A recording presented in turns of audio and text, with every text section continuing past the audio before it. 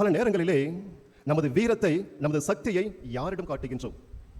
நம்மை விட வலிமை மிகுந்த சக்தி வாய்ந்த மனிதனிடம் நமது வீராப்பை காட்டுகின்றோமா? நமது வலிமையை காட்டுகிறோம் என்றால் இல்லை, காட்ட மாட்டோம்.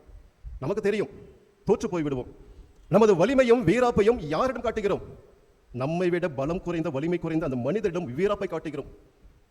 இறைவன் சொல்லுகின்றார், ஏழைகள், அனாதைகள், கணவனை இழந்த கைம்பெண் தாய்மார்கள் அப்ப என்ன செய்தார்கள்? என்ன வேண்டுமானால் செய்தார்கள். துணை யாரும் இல்லை, யாரும் கேட்க மாட்டார்கள். ஆனால் இறைவன் சொல்லுகின்றார், இதோ அவர்கள் அழுது என்னை நோக்கி முறையிட்டால் எனது சினம் பற்றி எரியும். கோபம் சொல்லவில்லை, கோபத்தினுடைய உச்சகட்டம் சினம்.